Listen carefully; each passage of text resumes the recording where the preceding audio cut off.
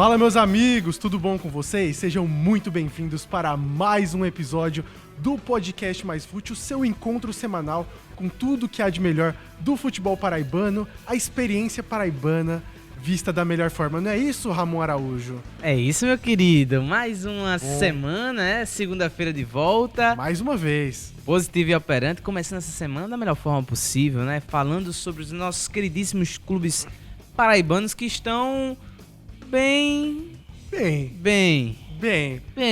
Né? O nosso queridíssimo Botafogo perdeu nessa última rodada para o Náutico, fora de casa.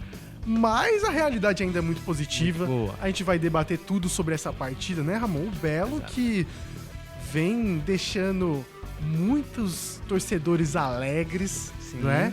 Depois, principalmente, de carimbar essa classificação para o quadrangular de acesso.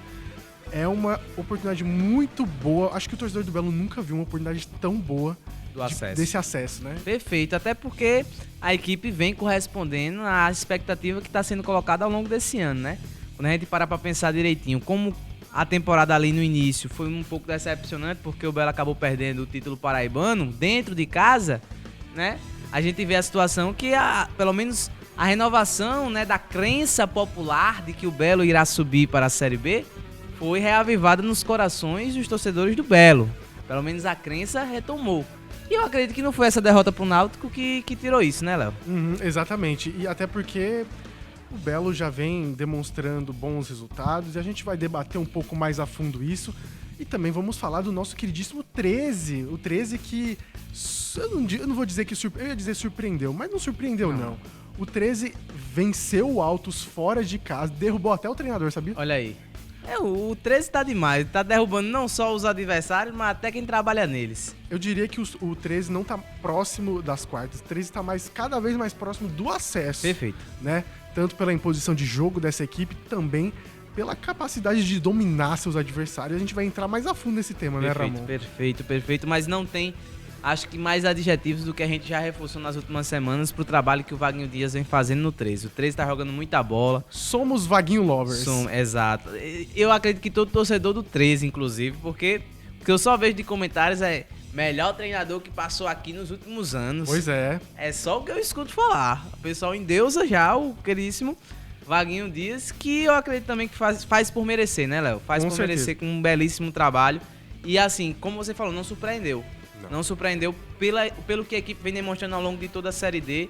É uma equipe muito forte, como eu falo e sempre falei desde o retorno aos gramados do Podcast Mais Fute, que o 13 é um dos favoritos a vencer essa Série D. Exatamente. E se você quer despejar todo o seu amor ao Vaguinho Dias, o lugar certo é o nosso Instagram, @podcastmaisfute. Também você pode encontrar no TikTok, @podcastmaisfute. Você vai encontrar as melhores análises sobre o futebol paraibano, cortes desse programa maravilhoso. Se você perdeu algum lance, se você quer relembrar algum comentário, alguma análise que a gente fez, vá lá no Instagram e que você tem a oportunidade do quê? De xingar nós. Olha, é verdade. É o que mais tem acontecido, né? Muitos comentários. O pessoal maldosos. gosta muito de xingar a gente, né? Gosta muito de mim, sabia? É verdade. Léo, você é muito amado, viu, Léo? Demais. Se você lembra do comentário que eu posso bater nos peitos e falar que eu... Conversador de merda. merda. Acontece, né? As melhores análises também deixam as pessoas cada vez mais irritadas. E vamos para mais análises, vamos deixar o povo irritado. Também deixar o povo alegre, porque o Podcast Mais Fute sempre trata esses conteúdos com muita alegria, sempre com muito conteúdo bacana, né, Ramon? Exato. E o pessoal pode conferir a gente sempre lá no Portal T5. No Portal T5 você consegue conferir todo episódio novo do Podcast Mais Fute que vai sair, inclusive também no YouTube do Portal T5. Além, é claro, do Spotify, do Amazon Music, né, do Apple Podcast. Exatamente. Os famosos desbravadores de plataformas. Estamos em todos os lugares. Exatamente. Então bora começar? Vamos embora. Falando primeiro do nosso queridíssimo Botafogo da Paraíba. Esse último jogo perdeu para o Náutico, né? O Botafogo fez uma partida ali que... Eu vou dizer que o primeiro gol não foi merecido no Náutico. Até porque o Botafogo vinha numa partida interessante, conseguia fazer aquela pressão logo no começo, né, sabe? Quando o time tenta sair jogando, mas não consegue, joga uma bola pra fora ou joga a bola pra frente, dá um chutão. O Botafogo tava conseguindo fazer isso, incomodar o Náutico muito bem. Só que depois um pouco, o Náutico conseguiu um gol depois de uma bola parada, que virou um escanteio, que virou um gol do Marco Antônio, se eu não me engano, jogador do Náutico. Esse gol foi muito importante para o Náutico, que cresceu na partida, né? E o Botafogo, depois de um tempo, conseguiu se recuperar, conseguiu ir pro ataque mais, conseguiu ter aquele ímpeto maior de posse de bola, mas não conseguiu fazer o gol. Já na segunda etapa, o Botafogo teve muitas dificuldades ali para conseguir se defender, né? O Botafogo tentava muitos ataques, só que quase todos não davam certo, né? Aqueles ataques que levam mais perigo não estavam sendo encaixados, e o Náutico se aproveitava desses lances de contra-ataque, de aproveitar uma bola parada, resultado às vezes de uma jogada que os defensores conseguiram recuperar. Não à toa que nesse cenário saiu o segundo gol do Náutico, né? E o Náutico perdeu muitas outras chances. Mais uma vez o Belo mostrando essa questão defensiva, né, Ramon? Como você acha que o Botafogo portou nessa partida? Então, esse é um problema. É um problema, a questão defensiva do Botafogo é um problema recorrente que a gente vem tocando, que a gente vem citando, mas que é preciso realmente ter essa autocrítica, como o próprio Renier teve na última partida. Eu acho que o Botafogo precisa corrigir esses erros defensivos para ontem, né? Acho que tá chegando na fase onde esses erros defensivos eles não podem acontecer. O que me assusta, Léo, e é justamente isso que acho que talvez uma parcela dos torcedores do Botafogo, eles podem ter esse pé atrás, é que os erros do Botafogo, eles vêm sido constantes e, de certa forma, vem, ao invés de melhorar, vem a cada vez mais parecendo mais claro. E é justamente no momento onde o Botafogo não poderia ter esses erros. Não é que o Botafogo não pudesse errar nessa fase final, mas o problema é que o Botafogo vinha numa constância tão boa inicialmente no campeonato e ao longo do campeonato, que a partir do momento onde você vê essa curva de desempenho cair, quando você vê essa curva até mesmo do desempenho defensivo cair, é justamente quando se aproxima da fase final, que é justamente o momento onde não se pode errar. Então talvez aí eu acho que para alguma parcela dos torcedores do Botafogo, isso seja algo realmente complicado. Você fica assustado com esse tipo de situação, pensando principalmente naquilo que vai ser na próxima fase da competição. Eu acho que é como a gente destacou muito. É interessante que o Belo chegue para essa fase, não numa decrescente, mas numa crescente. Porque tende a crescente permanecer durante a fase final. Mas é um ponto para o professor Evaristo Pisa se atentar. O Botafogo já falou que não fechou as portas para as negociações. Enquanto ainda puder contratar, talvez a equipe vá buscar reforços no mercado. Você acha que contratação seria o ideal nesse momento? Eu acho que sim. Apesar do Wendel Lomar estar voltando, né? Ele já voltou aos treinos. Eu acho que ele vai ser uma peça fundamental. Jogou nesse último jogo, o Wendel Lomar. Exatamente. E eu acho que vai pegar um pouco de ritmo ainda, mas é uma peça fundamental. Mas eu acho que sim, acho que é interessante. Porque eu acredito que, por exemplo, a dupla de zaga Renier e Douglas tá numa queda de rendimento que eu acho que isso acende um sinal de alerta. E aí você tem o Wendel Lomar, que é essa peça-chave da defesa, voltando de uma lesão. Então, quer queira que não, ele vai precisar de um tempo para poder retomar o ritmo. E aí talvez a solução seja você realmente trazer um reforço defensivo que chegue já com um condicionamento físico bom e que possa acrescentar o desempenho defensivo do Botafogo. Não que prejudique a questão do entrosamento, né? Mas que alguém que realmente possa se encaixar bem ali. Eu acho que é um nome interessante aí que o Botafogo pode buscar, um nome defensivo. Apesar de a gente ter chegado do Mantuan essa última semana, né? Que é um volante que também pode contribuir bastante com essa equipe. Eu acho que o ponto tá aí, Ramon. Acho que a gente debate muito sobre a defesa do Botafogo, a linha defensiva, né? Quem são os zagueiros, a dupla de zaga. Mas eu acho que o torcedor do Botafogo tem que pensar também em quem é a dupla de volantes. Porque essa dupla de volantes vem sendo bastante modificada. Ainda não se encontrou aquela dupla que se encaixe. Teve jogos que foram Gama e Lucas Gonçalves, teve outro jogo que foi Gama e Edmundo, e foi variando de acordo com o andar dos jogos. Mas o mais importante é o destaque para o meio-campo. Essa dupla de volantes pode ser fundamental para os zagueiros melhorarem também, né? Porque são eles que protegem, são eles que destroem as jogadas adversárias. Então, essa dupla de volantes é fundamental para o Botafogo. E lembrando, obviamente, que a queda de rendimento tanto da defesa do Botafogo está ligada tanto à saída do Wendel Lomar quanto à do Thalisson. Sim. Inclusive, eu vi recentemente uma análise do Nosso Futebol, que é uma página de Instagram que transmite as partidas do Botafogo na Série C, que eles mostraram que os líderes de interceptação na Série C, o primeiro, Wendel Lomar, o terceiro, Thalisson. Logo os dois que saíram quase no mesmo instante. Então, o Botafogo tendo uma dupla de volantes consolidada, que não seja tão variável quanto, obviamente, as lesões interferiram nisso, mas tão variável assim, em questão de nomes, de cada partida ter um, é conseguir encontrar essa dupla de volantes ideal. Eu acho que o Evaristo Pisa tá tentando bastante o Lídio. O Lídio talvez seja uma opção. É muito funcional, né? Ele. Sim, é um zagueiro de ofício, né? Mas vem jogando de volante. Eu acho interessante que ele tem uma qualidade de passe interessante, mas eu não sei se ele é aquele jogador que vai fazer transição. Aquele jogador, né? O famoso box to box, sabe? Que nem o Edmundo muitas vezes fez, mas o Edmundo fazia isso por quê? Porque ele estava protegido pelo Thalisson, né? Se a gente ficar pedindo demais defensivamente do Edmundo, isso você vai acabar limitando o jogador, porque se uma das principais qualidades do Edmundo é ele conseguir chegar na grande área, por que você estaria recuando ele? Então é melhor colocar outro jogador, talvez um volante mais pesadão, mas a falta que o Thalisson faz nesse time é bizarro, porque é um jogador que faz justamente esse box-to-box, né? Ele vai para a área adversária, fica na sua área, consegue construir jogadas, consegue destruir as jogadas do lado defensivo.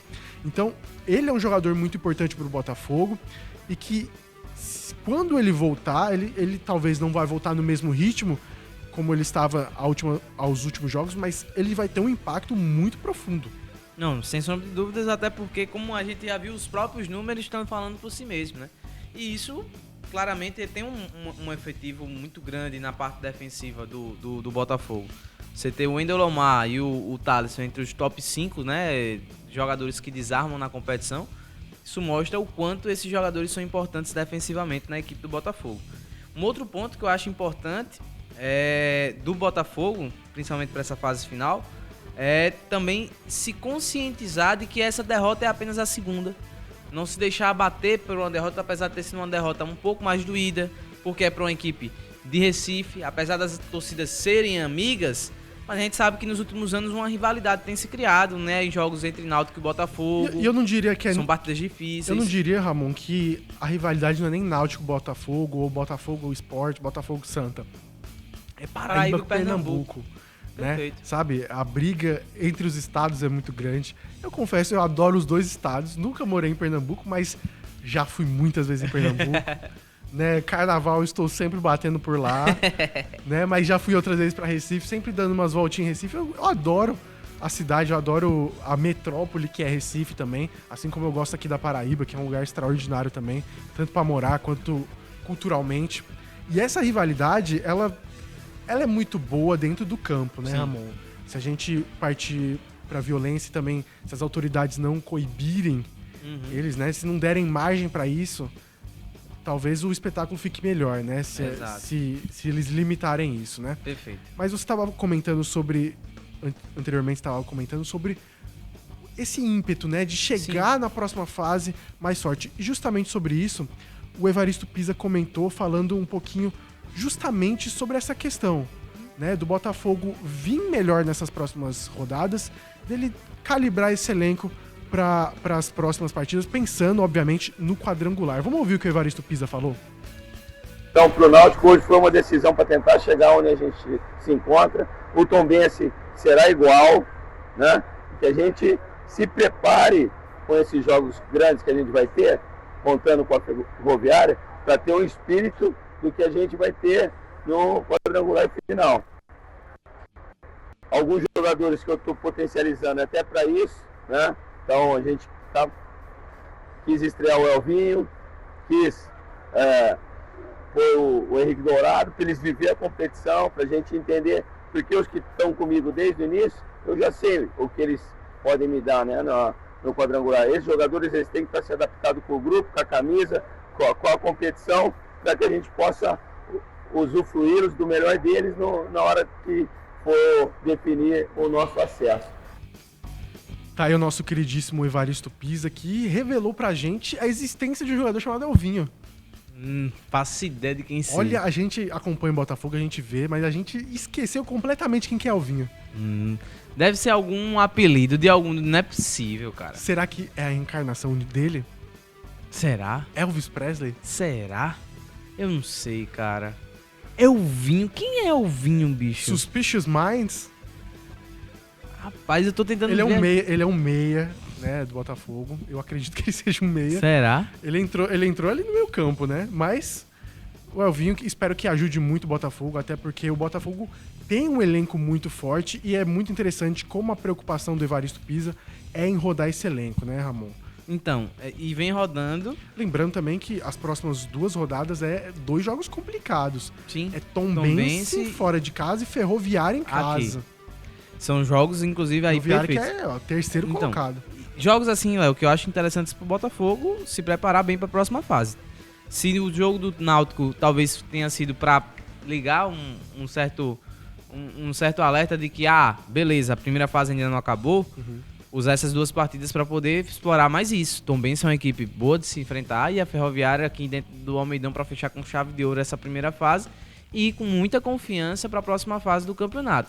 Eu acho que esses 2 últimos jogos o Evaristo tem que aproveitar bem para desempenhar o melhor futebol possível que o Botafogo possa ter, corrigindo os erros, corrigindo os detalhes que a equipe precisa ainda ajustar para essa última fase.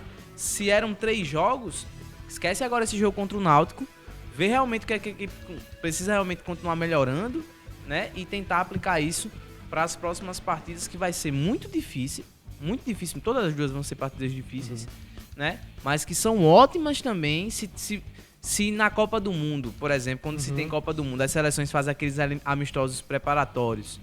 E dificilmente a gente vê uma seleção conseguir fazer um amistoso contra uma seleção muito forte. Mas, por exemplo, em 2018, eu me lembro que o Brasil conseguiu fazer um amistoso contra a Croácia, não foi isso? Que o Neymar consegue fazer até um gol voltando de lesão, um golaço, inclusive, que ele consegue marcar contra a Croácia. É um tipo de amistoso preparatório para uma Copa do Mundo muito bom. Que o Botafogo encare dessa forma também, não como amistosos, né? Mas como partidas preparatórias para que possa chegar justamente no momento que vai ser a Copa do Mundo do Botafogo no ano, que é essa fase final da Série C, justamente preparada, né, e testada para comprar essa fase final. Concordo também, eu acho que essa partida contra o Náutico foi mais um percalço. Acho que o torcedor não pode perder a confiança no trabalho, né? Óbvio que muitas vezes o desempenho do Botafogo não vem sendo o ideal, mas no geral o Botafogo vem muito bem. A gente fez críticas ao Botafogo, mas claro que a gente está sempre pontuando coisas, né? Sim. A gente está sempre aqui, a gente tem mais de 30 minutos aqui de podcast, então a gente vai sempre estar pescando algum assunto para o quê? Para o torcedor ficar de olho. Justamente, tanto a questão defensiva é um ponto a se pensar, a dupla de volantes também, quais elas podem ser as melhores combinações também. A gente tem também a questão envolvendo o Pipico. Será que o Pipico realmente pode render ainda no ataque? Sim. Não é melhor um Jô ao lado de um meia? Às vezes o Joãozinho jogou como meia. Quem sabe o Bruno Leite voltando também pode ser uma boa. Ou jogar com 2 pontas abertos ao invés de 2 meias, né? Vinícius Leite jogou essa última partida, mas ele jogou mais enfiado ali por dentro, também pensando muito na parte defensiva. São pontos que o Evaristo tem que cuidar, até porque são 2 jogos complicados e são 2 adversários que podem estar no grupo do Botafogo na próxima fase da competição. Então, é sempre bom levar a sério, até porque tem muita coisa em jogo, né? Tem muita, como é que é? Muita linha pra queimar. Onde tem bambu tem flecha. É verdade, onde tem bambu tem flecha. Como diria Everaldo Marques. É, exatamente. Grande Falando em Everaldo Marques, saudades das Olimpíadas. Pois é, rapaz. Faz um dia sem Olimpíadas, já estamos já com bateu a saudade. abstinência, né, Léo? Muita. Putz, mas é isso. Mas o time que tá fazendo bonito ainda é o 13. O 13. É o 13, né? Não tem como a gente não falar bem do 13. O gigante da Arraiada da Borborema ao lado do Campinense. Do Campinense. Né? É o Galo e a Raposa, né? Exatamente. Os maiores aí de Campina Grande. E, cara, é interessante a gente falar dessa equipe do 13 porque o Vaguinho botou ali na mesa e falou: meu time vai jogar pra cima, vai jogar dominando. Não jogou dominando como a gente pensa, né? Dominando no sentido de posse de bola, troca de passes, blá blá blá. Mas foi uma equipe muito inteligente. Eu até fiz um tweet, pra quem quiser me seguir, @LLeoAbrantes no Twitter. Olha aí, O Merchan gostou? grande Eu comentei, eu fiz uma comparação dizendo que o 13 jogou como o Anderson Silva. Sabe o Anderson Silva? As lutas do Anderson Silva, onde ele baixa a guarda aqui, ó, os braços ficam baixos, só esperando aqui. Aí o cara vai lá no sede ao pote, vai lá, ó, e o Anderson Silva, ó, e mete um embaixo aqui, ó. Tome um uppercut. Receba, caramba. Receba, papai. É só o Maranhão, tome na cara. O Maranhão na cara não dá. É só o Maranhão, tome. Pronto, o 13 foi exatamente o Anderson Silva, porque ele esperou o Altos vir para o ataque, e o Altos foi um caso parecido com o jogo do Botafogo, o Náutico. Né? O Botafogo tentava chegar, tentava finalizar, mas não conseguia e tinha muito espaço para ser explorado. Foi a mesma coisa com o 13. O 13, né? O 13 foi o papel inverso do Botafogo. Ele foi a equipe que teve muitas iniciativas, que sofreu muitas iniciativas, mas conseguiu contra-atacar em várias delas. Uma delas foi logo no começo da partida, que o Gui Campana foi lá e aproveitou. Logo aos 10 minutos ele fez o gol. Depois disso, cara, uma chuva de gols que eles perderam. Vários gols perderam. Teve até gol que o gramado tirou. Um chute do Arthur Martins que o gramado, ó, a bola subiu e foi pra fora. Mas, olha, isso é uma coisa muito legal do 13, Léo, porque eu acho que isso é um mérito total do Vaguinho, né? É uma equipe inteligente, que sabe jogar com resultado também. É uma equipe que conseguiu fazer 1-0, não mais com um Thiaguinho criando, não mais com um Thiago Alagoano, né? Mas com uma jogada ali, e eu achei interessantíssima a jogada, porque o Gui Campana ele vem carregando quase que da ponta, né? Esquerda, ele vai conduzindo até a cara do gol e consegue marcar. Mas o Gui Campana tem aparecido muito nesses jogos, né? Às vezes você consegue... E voltou à titularidade depois que o Yamada teve uma lesão. E isso é um ponto interessante, porque você, quando observa o time do 13, e realmente você via nas últimas 2 partidas contra o Asa, Thiaguinho ele é talvez o grande referencial técnico hoje do 13. E quer queira, quer não, as equipes estão percebendo isso. E essa partida, por exemplo, se você assistiu bem, o Thiaguinho ele já teve um pouco mais de dificuldade de jogar, a marcação no Thiaguinho estava mais redobrada e tudo mais, o que permite que outros jogadores tenham mais liberdade. E é assim que o 13 consegue construir esse gol com o Gui Campana. É muito legal de ver, porque o Vaguinho Dias ele consegue ter essa percepção. E tendo essa percepção, ele consegue fazer com que a equipe jogue de uma forma, né, exatamente, que permita que outros personagens do time tenham a liberdade, cheguem na cara do gol e consigam também trazer gols para a equipe do 13. Então, é uma percepção muito sutil, né, muito sensível do próprio treinador, com a maneira que a equipe vem jogando, com as oportunidades que a equipe vem tendo em cada jogo, né? Então, existe um mérito muito grande do Vaguinho nesse sentido. E de não só conseguir fazer com que a equipe jogue desse jeito, mas também de manter a equipe concentrada. Talvez a partida contra o Asa, fora de casa, trouxe uma lição gigante pro 13. De que fez o gol, mas se desligou muito rápido e acabou tomando um gol em sequência. E dessa vez a gente não viu um 13 desligado.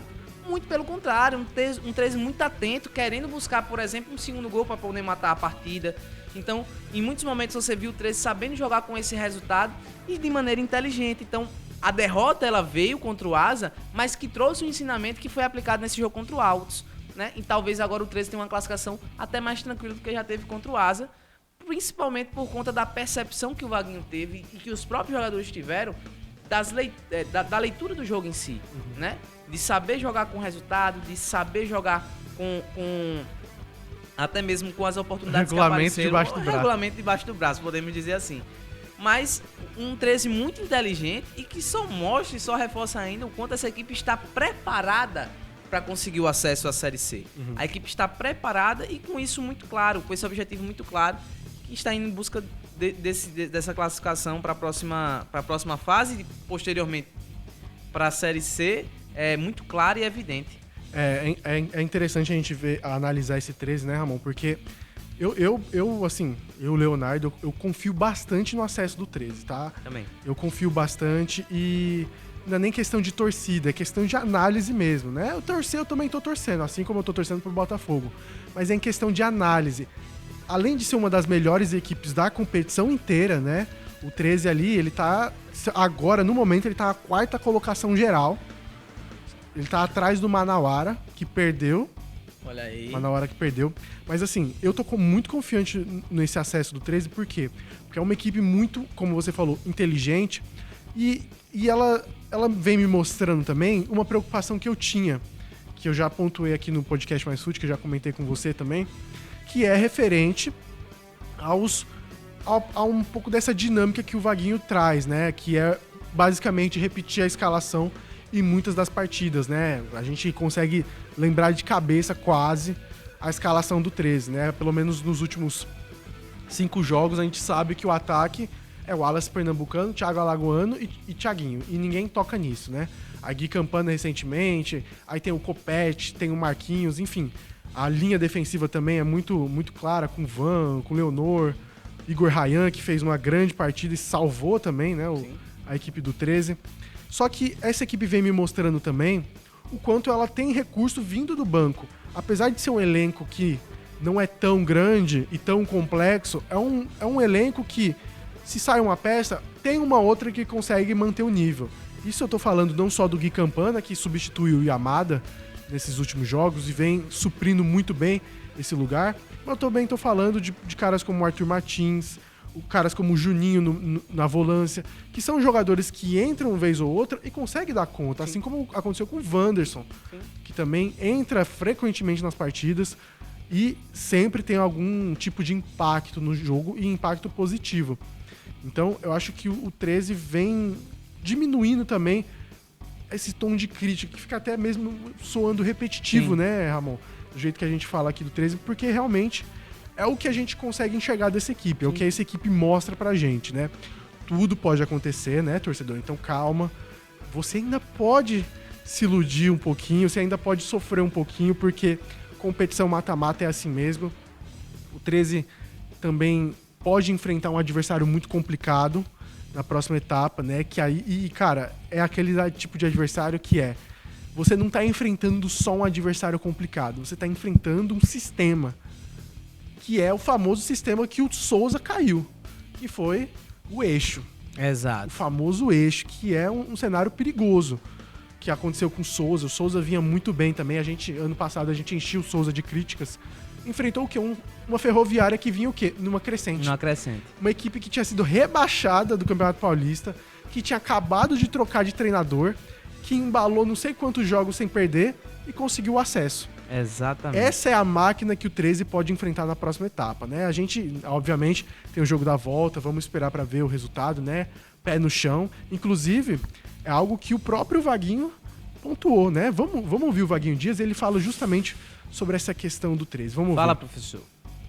A situação de nós estarmos na frente por 1-0 não quer dizer acomodação, pisar em ovos, já ganhou. Não, isso pode ficar para o torcedor, para nós não. Nós temos um jogo importantíssimo, nós temos que encarar com muita realidade o que é um mata-mata. Fiquei feliz por fazer um gol logo no começo e também não muito por não ter já feito o segundo. Eu acho que as condições existiam, nós não tivemos tantas oportunidades por causa do estado do gramado, mas nós tínhamos que ter forçado para buscar o segundo gol. Tá aí o nosso queridíssimo Vaguinho Dias. É isso, né, Ramon? Exatamente. E assim, só pra finalizar, eu queria lembrar que algumas das equipes aí que a gente pode lembrar, né, que são equipes complicadas dessa Série D. Muito. Só pra lembrar aí que são equipes que podem vir futuramente enfrentar o 13 na competição. A gente tem Maringá, que é uma equipe muito boa, fazendo uma ótima competição. Brasiliense, principalmente. Essas são as duas equipes que, inclusive, sapecaram seus adversários fora de casa. Exatamente. O Brasiliense meteu 4-1 no Brasil de Pelotas. E o Maringá ganhou 3-1 da Portuguesa do Rio de Janeiro, que é uma equipe muito boa. Uma equipe muito boa. Uma outra equipe aí que eu chamo a atenção é justamente o Retrô, que meteu 2-0 no Manauara. Sim. E que aí, a partida de volta, fica com um X bem legal aí pra gente ver como é que vai ser. Mas são essas equipes assim, eu boto aí como algumas das que podem trazer algumas dificuldades. E tem um outro confronto que é a Inter de Limeira e Nova Iguaçu. Tá bem aberto. Que tá bem aberto. Mas são outras duas equipes também complicadas de se enfrentar. Inclusive, tem muitos cenários abertos, até porque, Ramon, assim, se o Manauara realmente foi eliminado pelo Retrô, o 13 assume a posição do Manauara. Então, como são 8, né? Seriam 8 que vão sobrar nessa fase indo para as quartas de final. O 13 pegaria o sexto. Sim. O sexto da classificação geral. Que atualmente, se eu não me engano, é o Porto Velho. É o time de Porto Velho. Que tá enfrentando o Manaus, eu acho. Isso. Ou é o Itabaiana? É o Itabaiana? Manaus tá enfrentando o... Manaus tá enfrentando o Iguatu. Isso. Isso, e o Itabaiana que tá enfrentando o Porto Velho 2-2 também a primeira partida. Exatamente. O Porto Velho é uma equipe lá da região norte, né? Que a região norte vem se fortalecendo, mas é um adversário muito mais tranquilo. Sim. Em comparação com outro time que tá em quinto atualmente, na classificação geral, que é o Nova Iguaçu.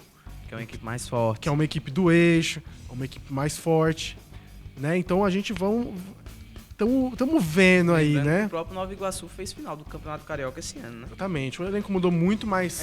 mas... A pegada, a força que o time tem, Sim. mantém o mesmo, né? Exatamente. Eu acho que é isso, né, Léo? Acho que é isso, né, Ramon Araújo? Tem muita mais conversa, não, né? Semana que vem, quem sabe, teremos. Semana que vem vai ter com força, se Deus quiser. Vai ter muita conversa. É isso, meu amigo. Valeu, meu querido. O prazer de sempre é nosso. Prazer é nosso. E pra você, muito obrigado aqui. A palavrinha final esquecemos. Palavrinha final. Porto Qual? Velho. Porto Velho, pode Porto ser. Velho. É isso, meus amigos. Um abraço. Até a próxima. Semana que vem estamos de volta com mais Mais fute. fute, é verdade. Valeu. É isso. Um abraço.